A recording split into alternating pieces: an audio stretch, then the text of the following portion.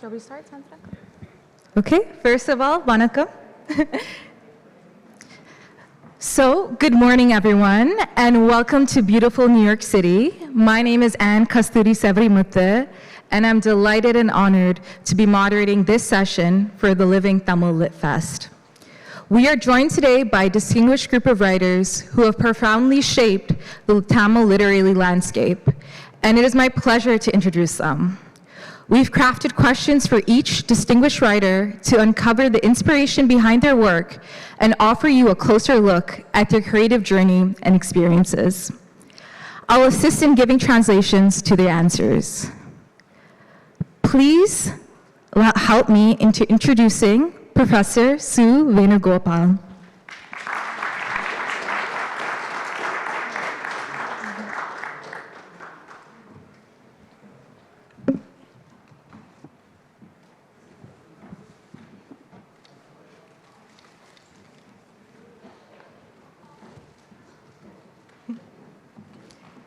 Next, please help me introducing Mr. Kalam Selvam.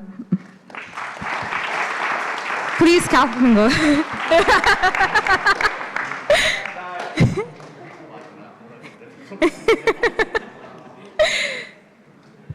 And finally, last but not least,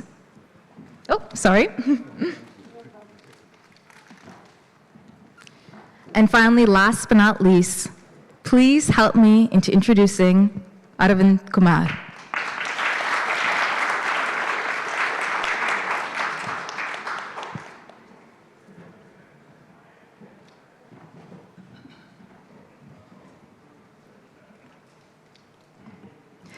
Thank you so much for everyone who is joining us today. And I'm going to start the introductions with Professor Su Venugopal.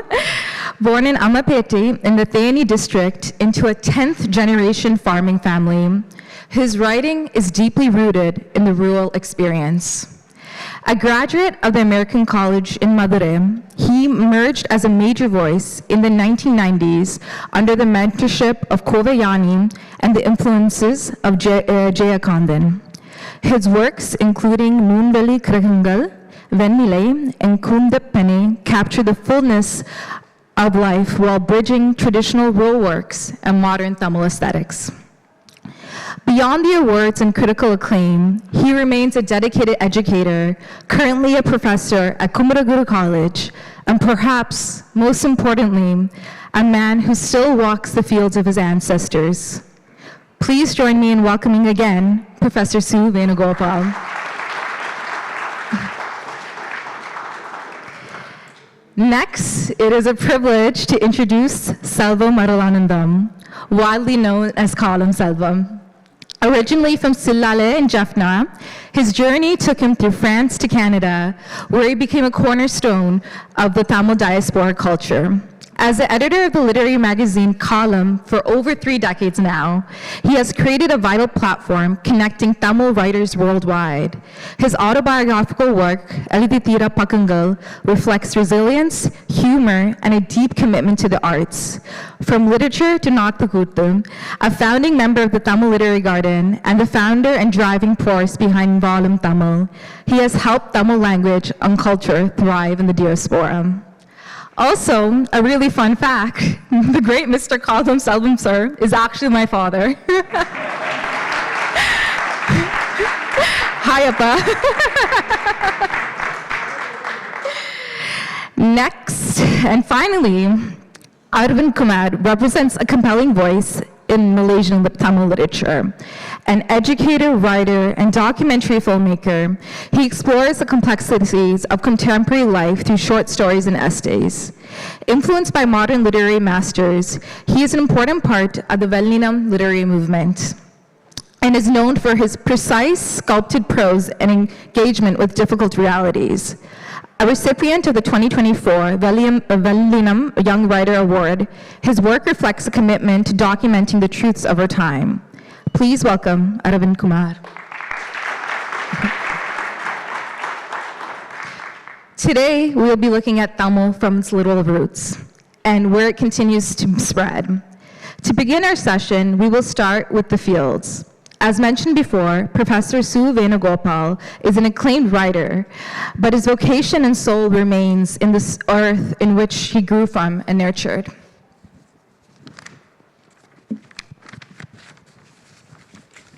So my first question to him, it is only recently that farmers have been writing about their life. What is the difference when a farmer writes about their life as a farmer? மகிழ்ச்சி. அவங்க என்ன கேட்குறாங்கன்னா, விவசாய அந்த எழுத்தில் வித்தியாசம் ஏதாவது இருக்கா உங்களுடைய எழுத்து முறையில் அப்படின்னு கேட்குறாங்க. பெரிய வித்தியாசம் இருக்குது. என்ன விஷயம்னா, ஒரு தோட்டத்தில் களை வெட்டிகிட்டு இருக்காங்கன்னா அது பூ மாதிரி வெட்டிகிட்டே போவாங்க. அந்த பதத்தில் செடிக்கு பக்கத்தில் வந்தோடனே அந்த கொத்தை கொஞ்சம் அப்படி போட்டுட்டு செடியை சுற்றி இருக்கிற புல்லுகளை களையை கையில் எடுப்பாங்க. ஏன்னா அந்த கொத்தினுடைய அந்த பதம், அதாவது அந்த கொத்தினுடைய முனை அந்த செடியில் டச் ஆயிடுச்சுன்னா செடி செத்து போயிடும். எனவே அதை ரொம்ப வேகத்தில் செய்வாங்க. அப்புறம் என்ன பண்ணுவாங்கன்னா, இப்போ பருத்தி பூ எடுத்துருக்குன்னா பூ சில டயத்தில் உதிர ஆரம்பிச்சிடும். எங்கள் அம்மா என்ன பண்ணுவாங்கன்னா, டே பூ உதிருது அப்படின்னு சொன்ன உடனே அதோட மேல் உச்சியில் வளர்ந்து போகிற உச்சியை அதை கொழுந்து கிள்ளுதுன்னு பேர். அதை கொழுந்த கிள்ளி விட்டால் அந்த பக்கத்தில் இருக்கிற 25 ஆக்கைகள் நின்று நல்லா உருக்கா பிடிக்கும். அப்படி பிடிக்கும்போது பூ உதிராது.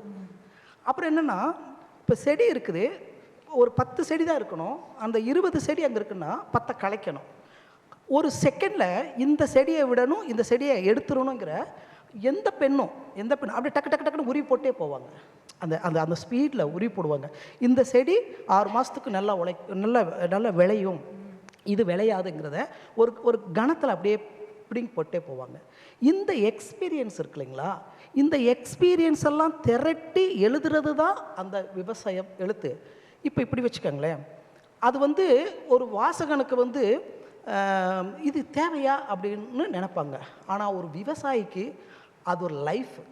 அவன் லைஃப்பை தான் அங்கே சொல்கிறான் தவிர வாசகனுக்கு ஒரு கதை சொல்ல.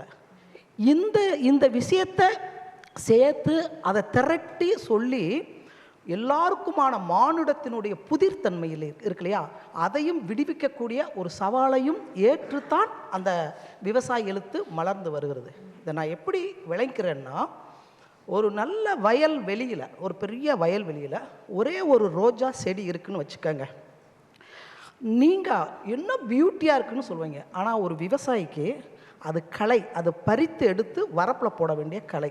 அவன் இறங்கின உடனே அது அழகாக பூத்துருக்குன்னு நீங்கள் நினைப்பீங்க. அவன் பிடுங்கி போட்டுட்டு அவனுக்கு நெல் தான் முக்கியம் தவிர அவனுக்கு ரோஜா முக்கியம் இல்லை.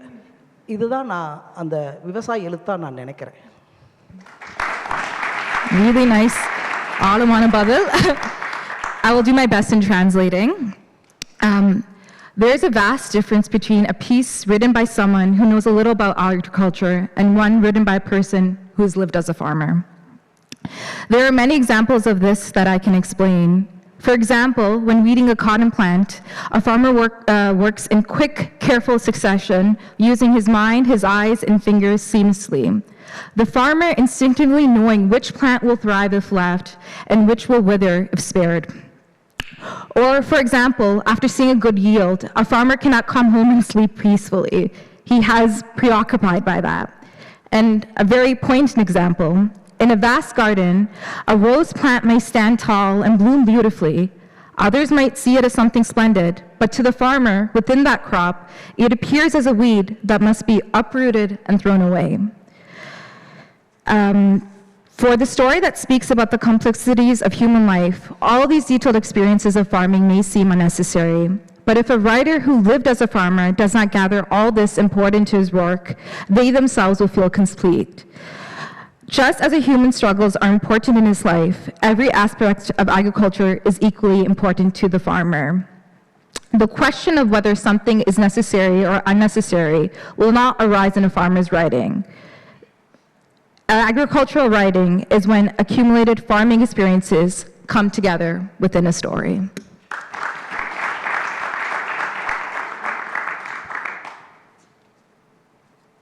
So the next question is to Mr. Kadam Sadam. You have continuously and stubbornly been leading a literary movement in the diaspora. In what way does literature help the Tamil diaspora? அனைவருக்கும் வணக்கம். முதல்ல என்னை மன்னிக்க வேணும். நான் ஆங்கிலத்தில் உண்மையிலே இந்த அமைப்பு இது ஆங்கில இதுக்காகத்தான் செய்யப்பட்டது, உலகத்துக்கு எடுத்து செல்றதுக்கு தமிழை. எனக்கு ஆங்கிலத்தில் பேசுகிறது கஷ்டமே. ஏனென்றால் நான் 30 வருஷமாக கனடாவில் இருக்கிறேன். கனடாவில் இருக்கிற யாழ்ப்பாணத்தில் இருக்கிறேன். It's okay, அப்ப நான் இருக்கிறேன்ல.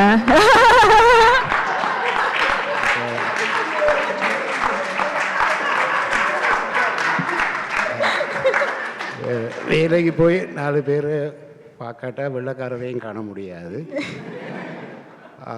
ஆனால் இந்த இதில் உண்மையிலே எனக்கு ஆங்கிலத்தில் ஒரு இடத்தான் விருப்பம். வீட்டில் சொல்லிட்டாங்களா அந்த வேலையை மாத்திரம் செய்திடாதே என்று. இந்த கேள்வி என்னென்று சொன்னால் எனக்கு ஒரு எவ்வளோ நேரம் எனக்கு ஒரு சொல்லட்டேன்னு பைபிளில் ஒரு எனக்கு மிக பிடிச்ச போல் அவர் சொல்லுவார், செயலில்லாத விசுவாசம் செத்ததுக்கு சரி என்று. ஒரு செயலை நான் செய்யாமல் இலக்கியத்தை பற்றி கதைக்கிறார்.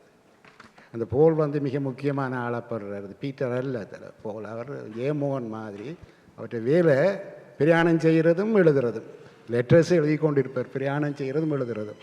அதெல்லாம் அந்த போல் அதை அப்போ நான் ஒன்று சொன்னேன் என்றால் அதை நான் செய்ய வேணும். அது செய்கிறதுக்கென்று சொன்னேன். நான் இலக்கியம் வாழ்வை உயிர்க்கும் என்று நான் சொல்லி போட்டு போயிடாது. அதுக்காக அப்போ நாங்கள் ஒரு கஷ்டமான ஒரு நாட்டுக்கு கஷ்டமான இதுகளை பேச்சு கொண்டிருக்கேங்க. இந்த இலக்கியத்தின் மேலே கொண்ட அந்த நேசத்தினால் பல வேலைகளை செய்திருக்கிறோம், செய்ய முயற்சித்திருக்கிறேன். அது வெற்றியோ தோல்வியோ. ஆனால் இது வள்ளுவன் தொடக்கம் பாரதி வரை எங்களுக்கு இருக்கிற அந்த செல்வம் கம்பன் இவங்களெல்லாம் சொல்லியிருக்கிறாங்க. வள்ளுவன் 12 கூட தட்டியிருக்கிறான். பாரதி கேளடாமானோட ஆண்டு, அவனுக்கு மேலே ஒரு கெட்ட வார்த்தையும் செய்திருக்கலாம், அவங்க வெட்டியிருப்பாங்க பின்னர் இல்லை. ஏனென்றால் அவங்க சொல்லித்தான் எங்களை உயர்த்துறாங்க. அந்த பரம்பரையெல்லாம் எங்கள் எழுத்தாளர்கள்லாம் வருகிறோம். அப்போ இலக்கியம் எனக்கு இன்று வரை முக்கியமாக ஒரு விஷயம் இருக்கு. ஒரு சமயத்தை விட ஒரு இலக்கியம் மனுஷனை உய்விச்சிருக்கு. அது உண்மையில் நான் ஒரு 2 வசனத்தில் சொல்லி முடிக்கிறேன். இப்போ இந்த பகுதி மாத்திரம் இல்லை, எனக்கு மனச்சோர்வு ஏற்படுற நேரத்தில் எங்கள் ஊரில் ஒரு மகாகவி என்று கவிஞர் இருந்தார். ஒரு நாடகத்தில் சின்ன நிலை அந்த பாட்டை நான் கேட்டேன். காற்றினால் உழைக்கப்பட்டு கழுத்தினை குனிந்து சாம்ப நேற்றைய மலைக்கு முளைத்த நெடும்புல்லோ நாங்கள் வேருக்குள்ள இறுதி கண்ட மனிதர்கள் இல்லை. இதை விட என்ன ஒன்று இருக்கு. எனக்கு மிகவும் மனுஷனுக்கு பாவம் மனுஷன் அதில் அப்படி நான் ஒரு இப்போ ஜெயமோகன் பின்தொடரும் குழல் எனக்கு நல்லா பிடிக்கும். அதில் அருணாச்சலத்தின் ஒரு கடிதம் இருக்குது. அது வாய்ச்சா ஒரு ஆறுதல் வரும். நான் இது ஒரு 15 வருஷத்துக்கு ஜெயமோகனுக்கு சொன்னேன், இப்படி நான் அந்த கடிதத்தை தான் அடிக்கடி வாசிப்பேன். அவர் சொல்லுறார், நானும் அதைத்தான் வாசிக்கிறேன்.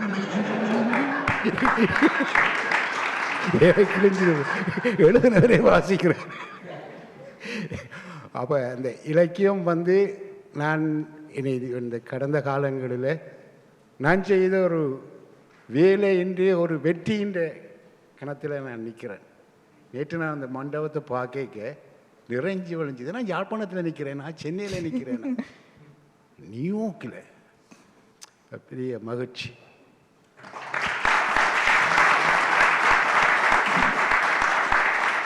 Okay. It starts by quoting, I guess, a phrase from the Bible, from the book of James, and it translates to, faith by itself, if not accompanied by action, is dead. And I truly believe in that as a writer, and I do my best to put that foot forward. And to do that in literature, I've come to a different country, and my efforts in literature matter a lot to me.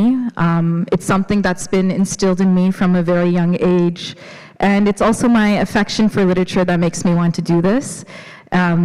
And he gives an example of, the seeds that were sown yesterday bloom today, and he continues to hope to do that. And I'm very proud to kind of be in the stage here today. I don't know if I'm in Yalpanam, I don't know if I'm in, a Tamil area, but I can't believe it's New York, and I'm very, very proud to see the fruits of that labor.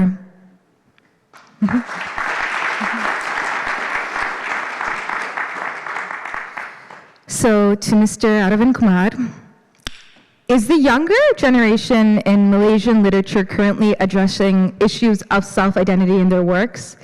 This has been an ongoing topic of discussion for over 2 generations now. அனைவருக்கும் வணக்கம். நானும் தமிழ்லேயே பேசலான்னு முடிவு எடுத்திருக்கேன் தைரியமாக. 2 முன்னோடி எழுத்தாளர்கள் தமிழில் பேசுகிறதுனால. முதல்ல வந்து வாழும் தமிழ் இலக்கிய விழா குழுவினருக்கு என்னுடைய நன்றியை தெரிவிச்சுக்கிறேன். ஸோ அந்த கேள்வி என்னென்னா அடையாள சிக்கல் வந்து இன்னும் மலேசிய இலக்கியத்தில் எழுதப்படுதா, 2 தலைமுறைகளாக அதை பற்றி பேசியிருக்காங்க அப்படின்ட்டு. ஸோ அந்த கேள்வியிலே வந்து பாதி பதிலும் இருக்குது. அப்புறம் எனக்கு முன்னாடி நவீன் அவரும் பேசியிருக்காரு.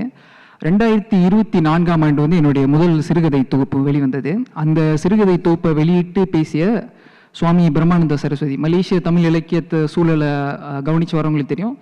சுவாமி பிரம்மானந்த சரஸ்வதி வந்து அங்கே இருக்கக்கூடிய இலக்கிய நிகழ்ச்சிகளுக்கு தொடர்ந்து ஒருங்கிணைக்கக்கூடிய ஒரு முகமாக இருக்கக்கூடிய ஒருத்தர்.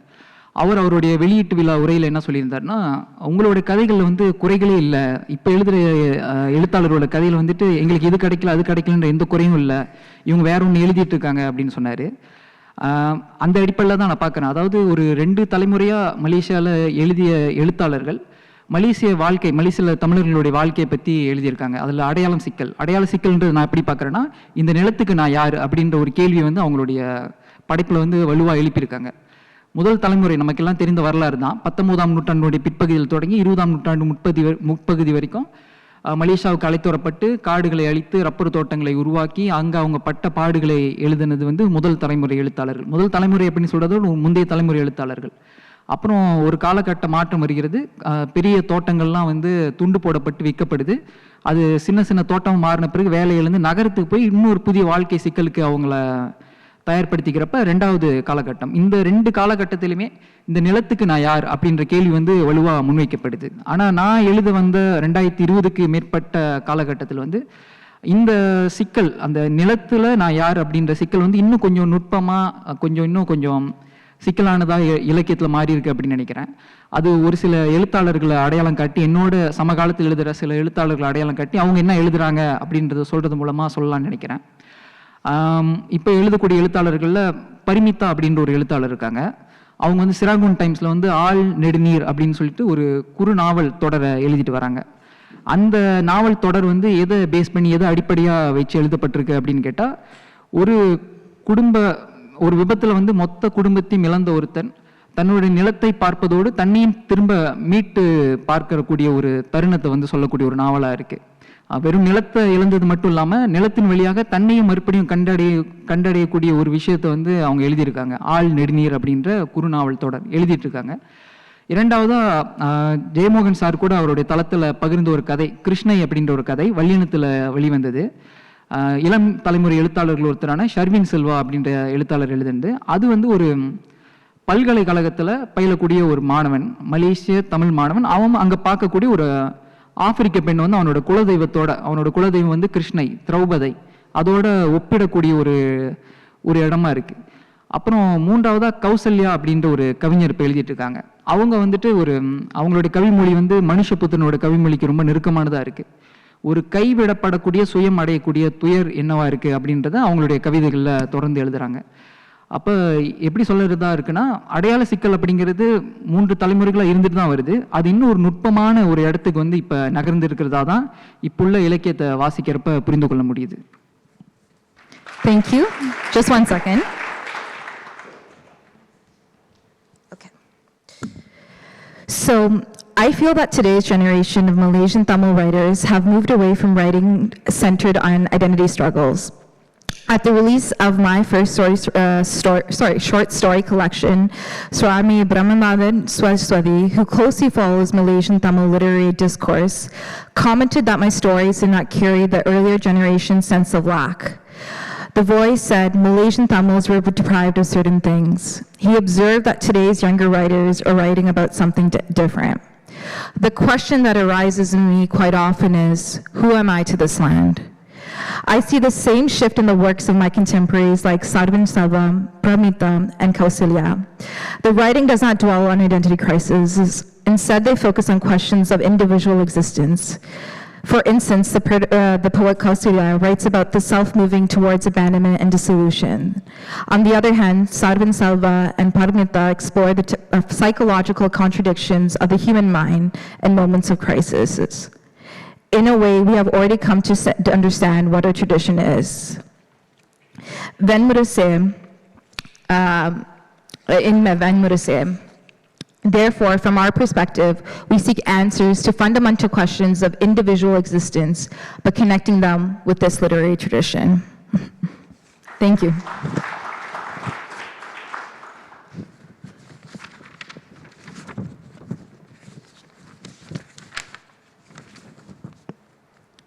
So, my next question is to Professor Su Venugopal. How do you utilize agricultural symbols in your work?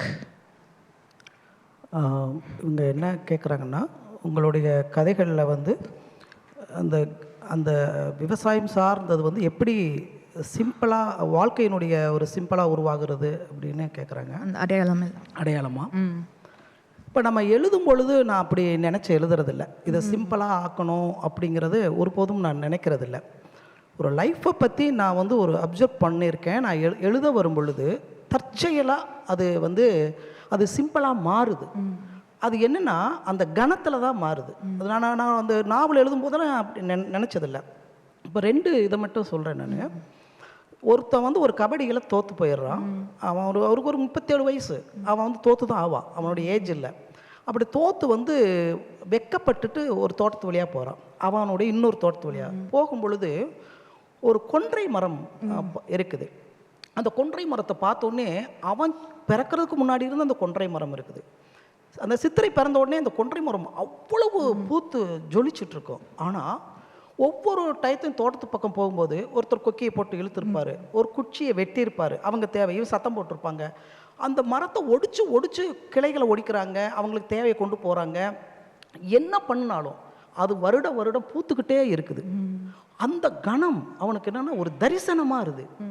இவ்வளவு ஒடிக்கிறோம், இவ்வளவு இது பண்ணாலும் அந்த மரம் பூத்துக்கிட்டே இருக்கே அப்படின்னு அவனுக்கு அந்த அந்த நினப்பு வந்த உடனே என்ன நினச்சிட்டேன்னா, அடுத்த வருஷம் நான் வின் பண்ணுறேன் 37 வயசில். அப்படி அந்த மரம் அவனுக்கு ஒரு தரிசனமாக மாறுது.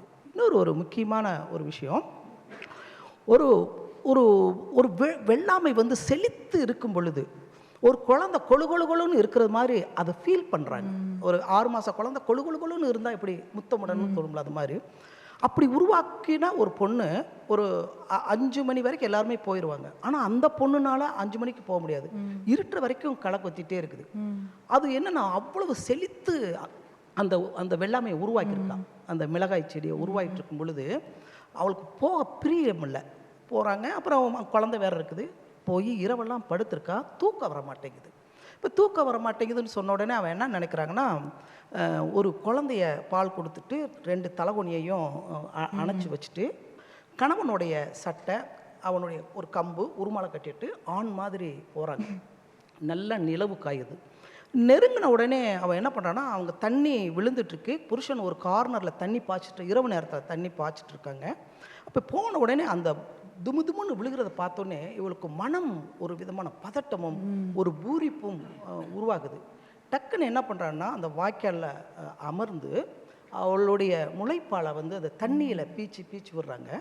இந்த தண்ணியில் அப்படியே வெண்மையாக மாறி அப்படியே போய் பாத்தியில் பாய்ந்த உடனே அந்த தோட்டம் முழுக்க குப்புன்னு கொடுத்தது மாதிரி அவருக்கு ஒரு மனம் ஒரு ஒரு எக்ஸ்ட்ரீம் போகுது. இப்போ என்னடா யாரோ வர்றது மாதிரி வந்து கணவன் ஓடி வர்றான், ஒரு தடி எடுத்துகிட்டு அடிக்க வர்றான். அப்புறம் டக்குன்னு ஓங்கும் போது இல்லை நான் தான் அப்படின்ற என்ன இந்த நடுஜாமத்தில் இருக்கேன்னு சொல்லும்போது ஒரு சொல் சொல்கிறான். அதுகளை விட்டு நான் பிரிஞ்சிருக்க முடியலை. எதுகளை விட்டு? அதுகளை.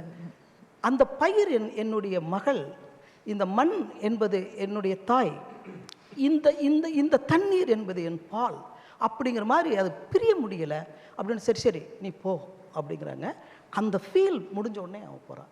இப்படித்தான் அந்த கதை வந்து அந்த கணத்தில் உருவாகுது. அது சிம்பிளாக அது வந்து மண்ணினுடைய ஒரு தாயாகவும் செடிக்கு அம்மாவாகவும் மாறுதுங்கிறது அந்த கணத்தில் தோணுச்சு. நான் அதை நம்ம அப்படி நினச்சிட்டு எழுத முடியுமா? அப்படித்தான் அது உருவாகுது. அந்த மூன்றாவது உதாரணமும் சொல்ல முடியுமா? அந்த நிலம் இன்னும் நல்லால் அதுவும் ஒருக்க சொல்லுங்க. நல்லா இருக்குது. நிலம் இன்னும் நல்லா சொல்லலாமா?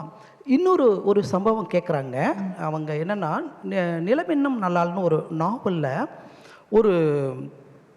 அதாவது எங்கள் கிராமங்களில் கரண்ட்டு வந்து 6 மணி நேரம் தான் கிடைக்கும். அப்படி தண்ணி பாய்க்க போகும் பொழுது அவன் பயங்கரமாக விவசாயத்தை நேசிக்கிற பையன். பட் அவனுக்கு என்ன இருக்குன்னா, காக்கா வலுப்புன்னு ஒன்று இருக்குது. அது என்னென்னா, ஒரு பொங்கல் அன்னைக்கு வந்து 24 மணி நேரம் கரண்ட் கொடுப்பாங்க. அவன் என்னென்னா அதை பயன்படுத்தணும் அப்படின்னு நினைக்கிறாங்க. போய் தண்ணி பாய்ச்சிட்டே இருக்கான். இன்றைக்கி ஃபுல்லாக ஒரு 2 ஏக்கர் பாய்ச்சணும்னு நினைக்கிறான். அவனுக்கே அறியாமல் அந்த ஈரம் அவன் காலில் ஏறி ஏறி ஏறி ஏறி குளிர்ச்சினால அந்த ஃபிட்ஸு வந்துடுது. அந்த அவனுக்கு தெரியலை எப்போ வரும்னு காக்காவுக்கு கதிருக்குது. தூக்கி அடிக்கும் பொழுது மல்லாக்க விழுகாமல் குப்பரை விழுந்துடுறான். அது என்ன செடின்னா சூரியகாந்தி. பூ பூத்து அது சூரியன் போக பக்கமெல்லாம் இருக்கும். ஒரு 2000-3000 மலர்கள் சூழ்ந்த இடம். அதில் விழுந்த உடனே அந்த தண்ணியை மூக்கு வழியாக கரெக்ட் விழும்போது சிரசில் தண்ணி ஏறி அப்படியே இறந்து போயிடுறான். எனக்கு என்ன தோணுச்சுன்னா, ஒரு விவசாயிக்கு 1000 மலர்கள் மத்தியில் ஒரு மரணத்தை எவனுக்கும் கிடைக்காது, அவனுக்கு கிடைச்சது அப்படின்னு அந்த கணத்தில் எனக்கு அவனுக்கு மட்டும்தான் அந்த 1000 மலர்கள் அவனுக்கு வந்து சலாம் வைத்தது, உனக்கு வணங்குற இயற்கையை வணங்குறது மாதிரி அப்படி நினச்சதுனால அதை நான். So he has done a very, very beautiful job in narrating these stories. I was so captivated. I will try my best to translate for you all. So to answer the question, I don't believe you can pre-plan these symbols. In fact, these symbols emerge naturally in the writing process. Deliberately inserting symbols into writing is artificial and goes against true creativity. Instead, symbols naturally emerge during moments of emotional intensity, crisis, compassion, or insights when elements from lived experience suddenly connect with deeper meaning. Agricultural life and surroundings organically transform into symbols while writing. In my novel Autumn, a boy who loses a kabaddi match avoids the main road out of shame and walks through a field. There he sees a kundrai tree that has been repeatedly damaged over the years, yet continues to bloom unfailingly. This sight becomes a symbol of resilience, inspiring him to see his defeat as temporary and motivating him to win the following year. In my short story, Thaimi, a woman deeply attached to her chili field cannot rest at night. After tending to her baby, she returns to the field dressed as a man, overwhelmed by the vitality of the plants she nurtured. In an intense, almost instinctive act, she puts her breast milk into the flowing water, experiencing profound fulfillment. Here, motherhood extends beyond her child. She becomes a mother to the land itself, and the crops symbolize that bond. In the novel Nilam Innum Nallal, a young man passionately devoted to farming dies tragically during an epileptic seizure while irrigating a sunflower field in full bloom. Surrounded by thousands of flowers that face him, his death gains a kind of grandeur, symbolizing the union of life, labor, and love for agriculture.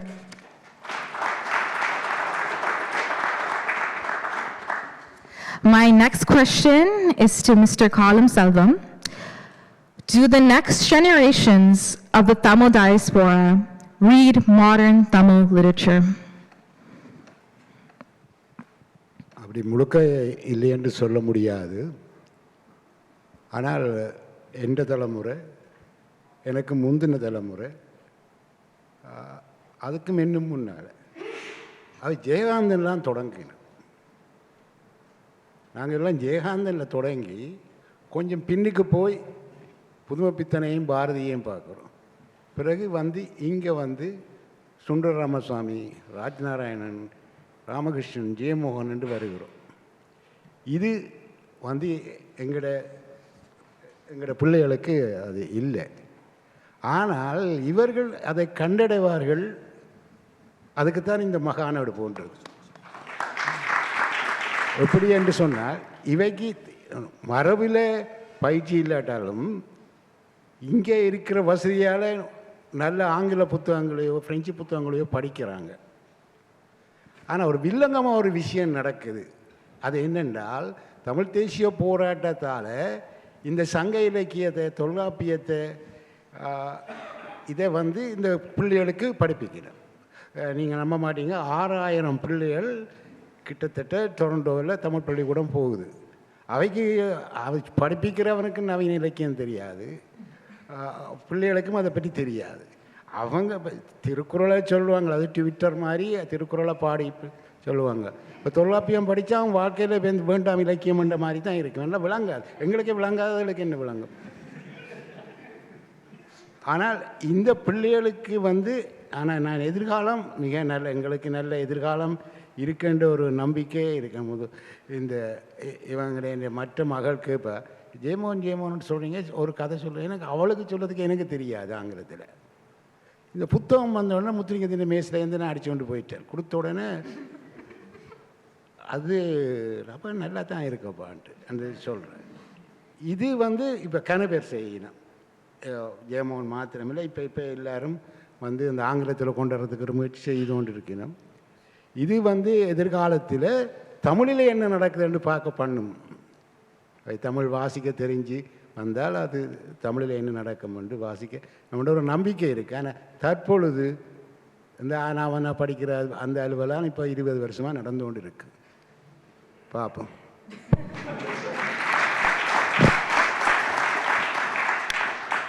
So, I cannot say there is no one like that. My generation and the generation before me are people who only knew modern reading. I began mostly with Jayakandan, and then if you look a little further back, maybe Bharati, and grew through writers like Sundara Ramasamy, Jayamohan. But here, through the efforts of the new generation, yes, they might study French and classical English literature, but they're also studying Tolkappiyam, Tirukkural, and Sangam literature. Even the universities, where they might not have the full grasp and importance of this literature, they're beginning to talk about it, and they're beginning to quote it. And in that way, it's really nice to see. And now a lot of modern literature, I give the example of my daughter wanting to know about one of Mr. Jayamohan Sir's works, and I didn't know the words to explain in English, but I found a copy and I took it and I gave it to her. And in these ways, these works of Tamil literature are now being translated into English and are now more accessible to the future generations. And I hope this continues. We'll see.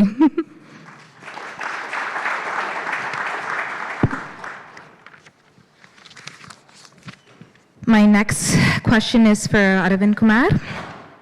How do you identify and see Tamil identity and religious identity? இன அடையாளத்தையும் மத அடையாளத்தையும் எப்படி நான் பார்க்குறேன் அப்படின்னு ஒரு கேள்வி.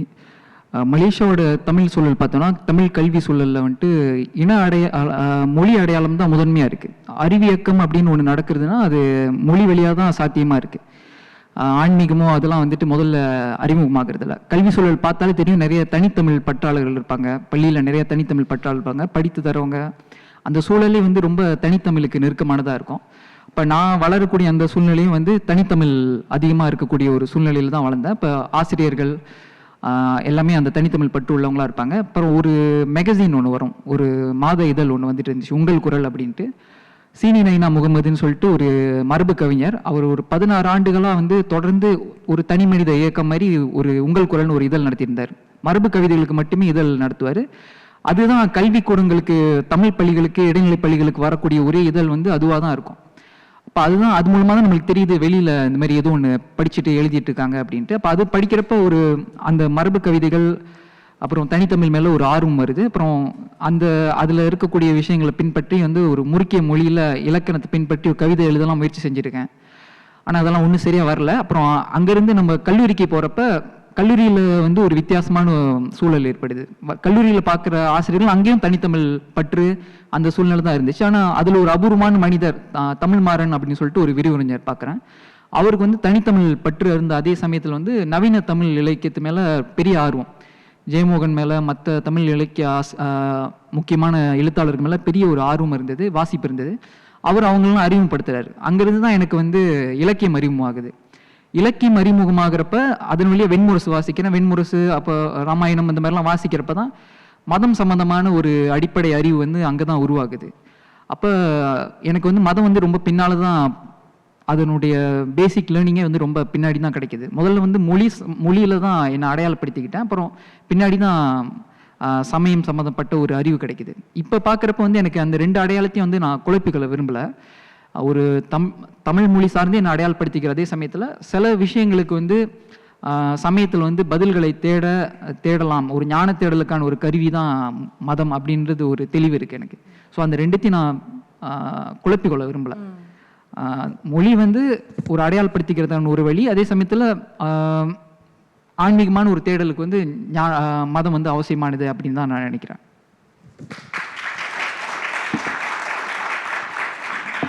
One second. Okay. I see Malaysian Tamil intellectual movement as within the sphere of language. It is through Tamil skills, pure Tamil, and literature that one is first introduced to this intellectual space. My first exposure outside of school came through a magazine called Ungal Kural, which regularly published the ideas of Puritan Tamil movement. Years later in college, I continued to have an attachment to pure Tamil. Lecturers, like my teacher, were also passionate about it. At the same time, Tamil Maran had a strong interest in literature, especially devotional literature. It was through him that I came to know both Jaya Mohan and Bhakti devotional literature. For me, religion entered and was introduced through literature. I do not want to confuse languages with religion. In fact, I keep both them separate. Language to me is a medium of thought and expression. Religion, although it has entered my life later, provides answers to the ways that the mind functions.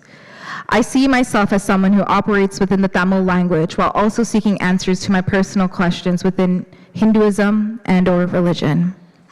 Thank you.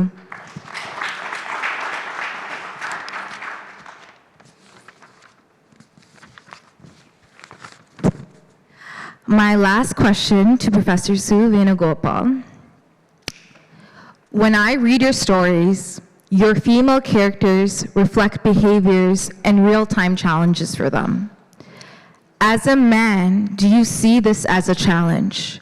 Or do you perhaps write something that women writers are hesitant to write?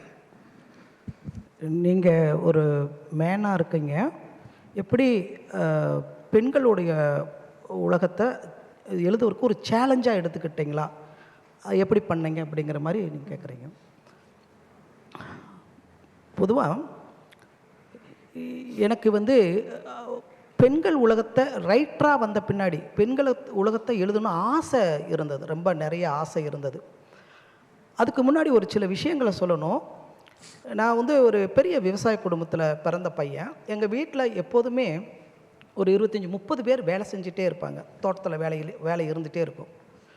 அவங்களோட நான் போய் கருது அறுத்துருக்கேன், கருது சுமந்துருக்கேன், களை வெட்டிருக்கேன், மருந்து அடிச்சிருக்கேன், தண்ணி பாய்ச்சிருக்கேன். அவங்க என்னென்ன மிக முக்கியமாக பெண்களோடு சேர்ந்து அதை நான் செஞ்சுருக்கேன். 14 வயசு வரைக்கும் நான் ஒரு ஆணும் பெண்ணுங்கிறது கூட எனக்கு தெரியாது. அது இயல்பாக உருவானது.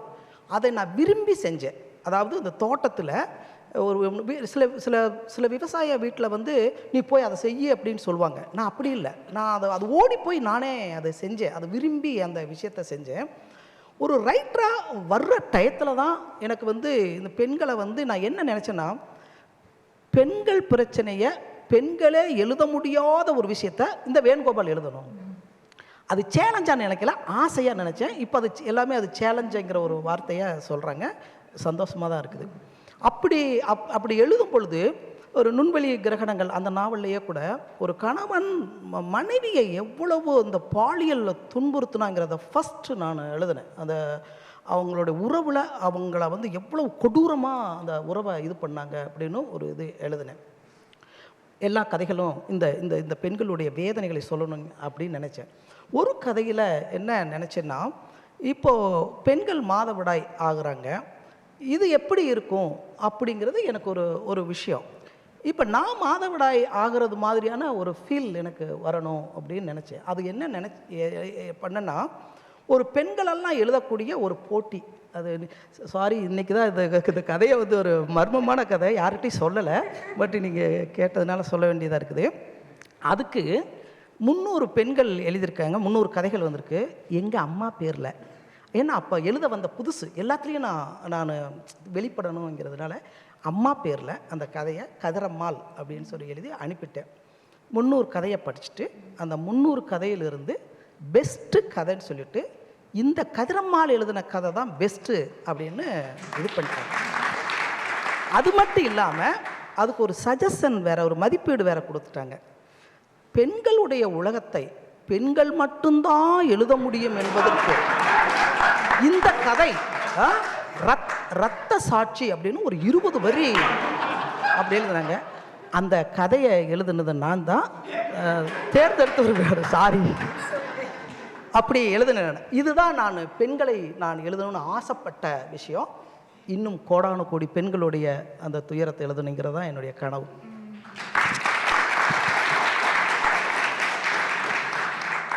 So Professor Sue Venugopal, sir, has made a great revelation. It's going to take a second for me to process and figure out how to say this in English, but I'll translate the first part. I've always had a desire to write from a woman's perspective. I think this comes from my childhood. As a child, and I guess up until the age I was 16, I never really differentiated between the genders. Male, female seemed one to me. And I worked alongside them as a farmer's son, sharing in their labor. I would carry loads, I would harvest, and I would do this with love. In these moments, I observed the conversation, quarrels, laughter, insults, and tears. At the time, I didn't consciously analyze or try to understand them. These experiences simply unfolded around me before the time I turned 14. Now, as a writer, I feel these impressions have stayed with me and flow naturally into my stories. And now for the revelation. So I've always wanted to write about female menstruation. But how do I write about it? I don't know about it. So I made a contest, and I got a whole bunch of stories, and I read them, and in my mom's name, I published a story, Kadiramal, right? I published a story, and it was very well acclaimed, with one writer saying, see, only a woman can write about a woman's story. And I'm sorry, I shouldn't be reliving this here, but I am. So this has really inspired me to continue to do these works. So thank you.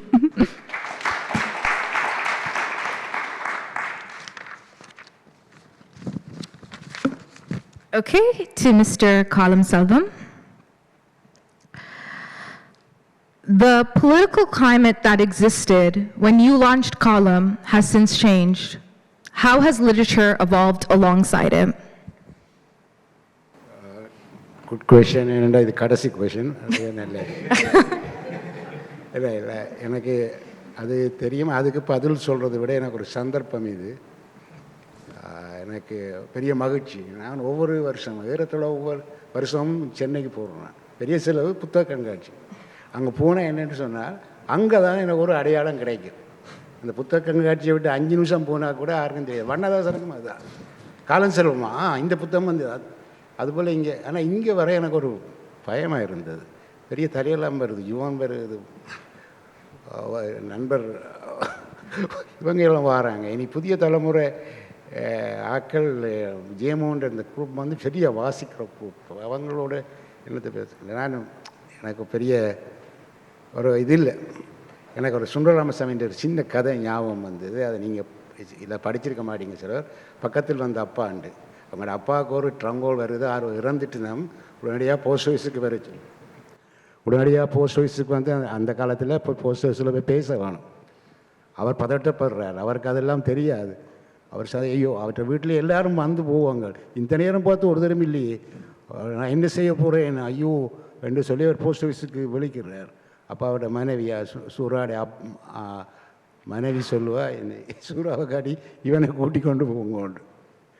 அவள் பேசி இவனை என்னத்துக்கடி, இவனை என்னது கூட்டி கொண்டு போய் என்ன பெரிய யோசனை பண்ணேன், உங்களோட கூடையாவது கொண்டு வருவேன் இல்லோண்டு. அந்த மாதிரி தான் நானும் வந்து ஒரு இதில் வந்து பங்கு பற்றினால் இப்போ கொஞ்சம் பெரியாவது பார்க்கலாம், பிரயோசனப்படலாம்ண்டு. அதுக்கு எனக்கு பெரிய உதவி செய்தது எங்கள் தமிழில் மிக அருந்தலாக இருக்கக்கூடிய விஞ்ஞானம் தெரிஞ்சும் இலக்கியம் தெரிஞ்ச வெங்கட் சொல்லிச்சு, செல்வம் நீங்கள் வாங்க, நீங்கள் இங்கே படுங்க, காரக்க படுங்க, நான் வந்து யூஎஸ்சியில் இறக்கி விடுறேன் என்று சொல்லி வந்தார். அந்த இங்கே வந்து பார்த்த உடனே எனக்கு வந்து சரியான மகிழ்ச்சி. அதான் நேற்று இப்போ முதல் சொன்ன மாதிரி யாழ்ப்பாணத்தில் கூட இப்போ ஒரு கூட்டம் வச்சால் ஒரு ஆக்கப்பூர்வமாக நடக்கிற மாதிரி எனக்கு ஒன்றும் தெரியலை. இது இப்போ இந்த யாரும் எழுதி போடுவாங்க. ஏனென்றால் மிக குறைவான ஆக்கள்லாம் அங்கே இருக்கிறேன்.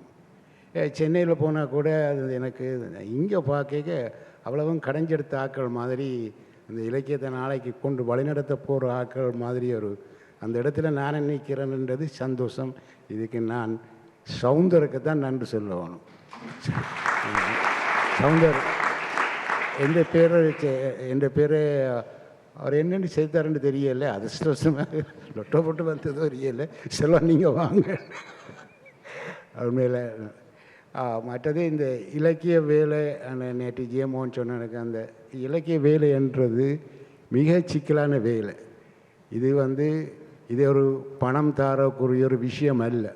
ஆனால் நீண்ட காலமாக நீண்ட பேர் இதுக்காக எல்லா நாடுகளிலும் உழைச்சி கொண்டிருக்கிறோம். புலம்பெயர்ந்த இலக்கியம் என்றதில் எனக்கு அந்த பெரிய உடன்பாடு இல்லை. ஏனென்றால் அப்படி ஒன்று ஒரு தமிழ் இலக்கியத்தின் ஒரு பகுதி தான் இருக்குது. எனக்கு மிக பிரியமான எழுத்தாளர் சோபா சக்தி. என்ன இந்த புலம்பெயர்ந்த வாழ்க்கையை பற்றியான ஒரு புத்தகம் வரையில்லை. முத்துலிங்கம் அவர் பெயர் பெறுறது அவற்றை எழுத்து திறமையால். அந்த புலம்பெயர்ந்த இலக்கியத்தை பற்றி தான் அந்த கேள்வி இருந்தது முதல்.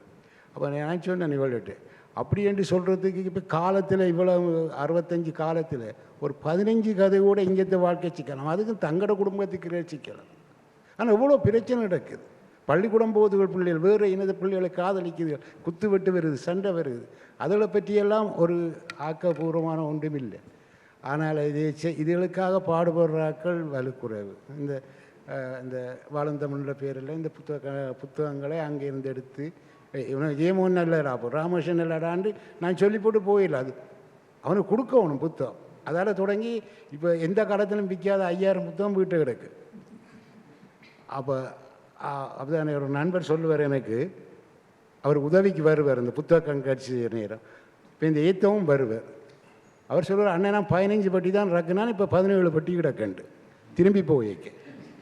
ஏனென்னா அங்கங்கே புத்தகம் தாங்களாக போட்டாக்கள் கொண்டு வந்து மேசையில் வச்சுட்டு போடுவாங்க. அதையும் நான் திருப்பி காவணும். ஆனால் நீண்ட காலத்தில் அந்த சிரமத்தில் தான் அதுகள் நடந்து கொண்டு, அதுவும் இல்லாட்டால் புலம்பெயர்ந்த நாடுகளில் அது ஒன்றும் இல்லாமல் போடும். இப்படி இருக்கிறபடியாக தான் என்னென்ன மாதிரியெல்லாம் நடக்குது என்று சொல்கிறபடியாக தான் இந்த வேலையில் நடந்து கொண்டு இருக்குது. அதனுடைய ஒரு பெரிய எழுச்சி வடிவம்தான் இந்த நியூயார்க் மகாநாடு. இது பெரிய செலவு, பெரிய உழைப்பு, எத்தனை உழைப்பு பின்னாலே இருக்குது. ஆனால் தமிழுக்கு இது இப்படி காலத்துக்கு ஆக்கள் 6-7 யூனிவர்சிட்டி செய்ய வேண்டிய வேலை ஒரு மனுஷர்கள் தனியாக்களாக செய்யணும்.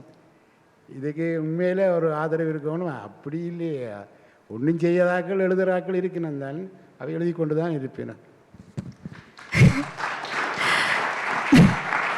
அப்பா நீங்க நிறைய கதைச்சிட்டீங்க. பெரிய சுருக்கமா இங்கிலீஷ்ல சொல்ல யோசிக்கிறேன். Okay, so there was a time I was only comfortable going to Chennai and presenting there because I was very well known in Chennai, especially in the book fairs there. If I stood outside the book fair, I felt like as if no one would know me. And, you know, I was very timid and shy to kind of share my work back home. I didn't know how I would do that. It was through the support of my friends that I was able to kind of take the first step in that direction.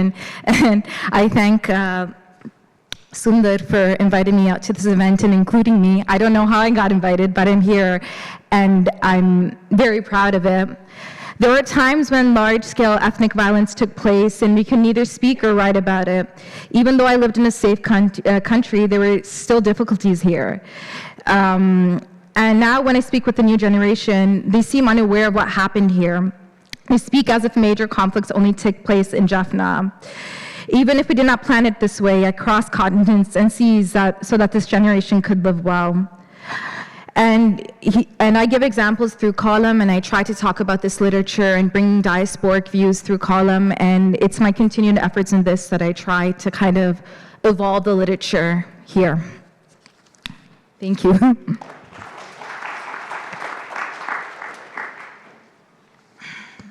And to Mr. Arvind Kumar, you have the last question.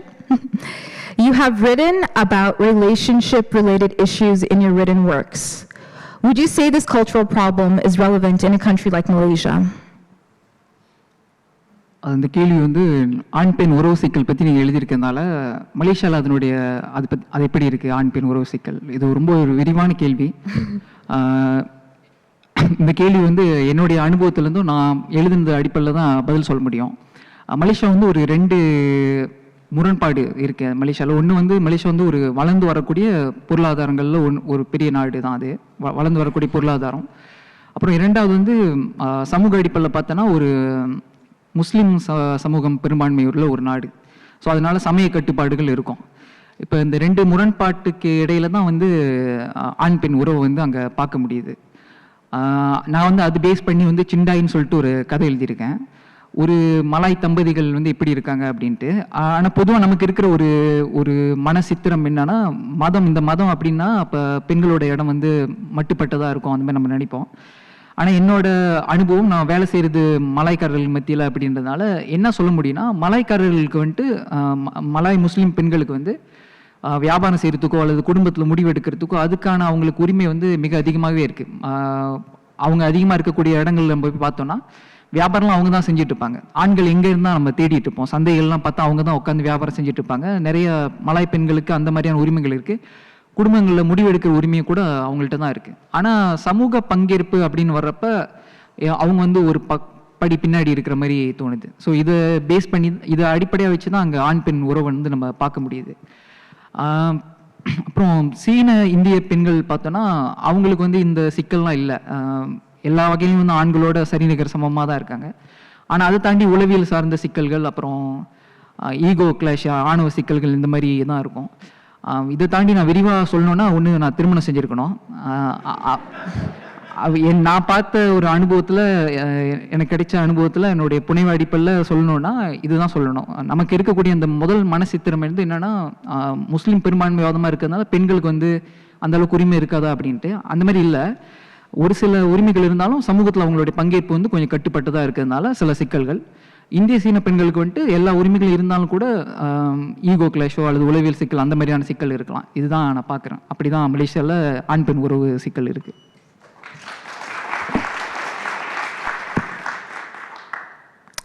I see Malaysia as a country where Muslims form the majority, with rapid economic development on one side and strong religious regulations on the other.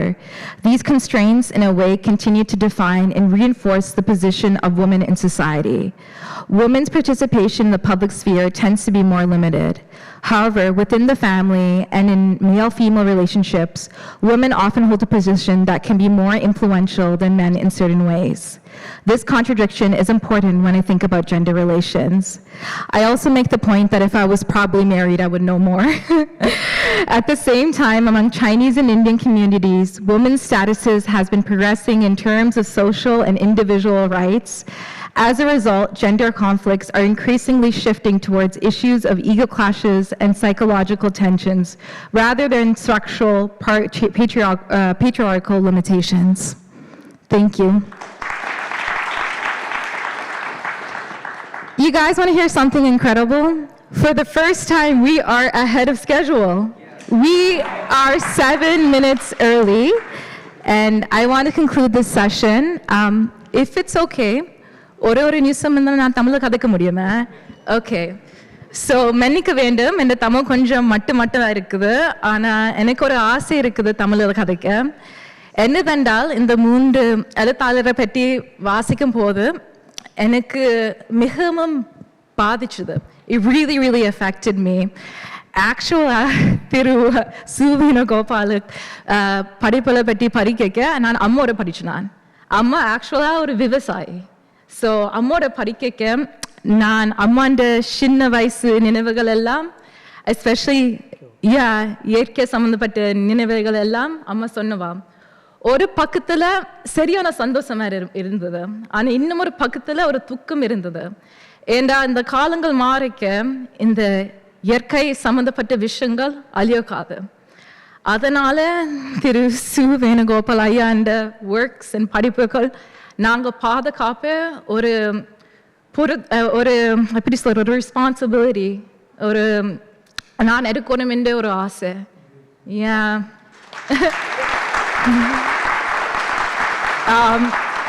அடுத்ததா திரு அரவிந்த் குமாரை பற்றி நிறைய கதைக்கலாம்.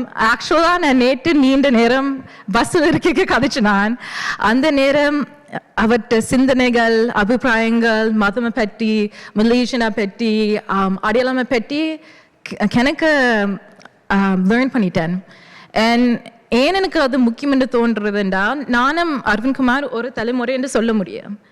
அந்த வாய்ஸை நாங்கள் protect பண்ணி support பண்ணணும் என்று மிக மிக முக்கியம். So thank you so much. And மூன்றாவது நான் இந்த அப்பா பற்றி பேசணும். அப்பாவுக்கு சரியா பயமா இருக்கு, ஆனா நான் அப்பா பற்றி 100 விஷயம் கதைக்கலாம். ஆக்சுவலி கூட நான் அப்பா எவ்வளவு பெரிய எவ்வளவு முக்கியம் எழுத்தான்னு கூட பற்றி கதைக்க முடியும், ஆனா அது அவசியம் இல்லை, உங்களுக்கு எல்லாம் தெரியும்.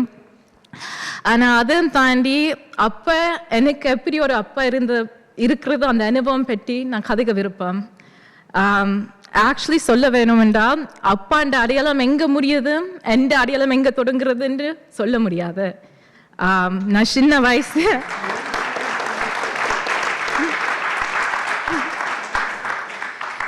சின்ன வயசு இருக்க இலக்கிய தோட்டம் நாட்டுக்கூத்து கூட்டங்கள் இருந்து எல்லாம் நான் போய்கொண்டிருந்தேன். நான் ஆக்சுவலா நான் ஆர்டிஸ்டா இருக்கிறது அப்பால தான். அந்த அனுபவங்கள் எல்லாம் அந்த எப்படி அந்த உலகம் நான் பார்க்குறேன் எல்லாம் அப்பால தான். ஸோ அது கூட ஒரு துளி எப்படியாவது அவட்ட தமிழ் லிட்ரேச்சரில் வந்திருந்தா it's such a great thing, it's such a great contribution to Tamil literature.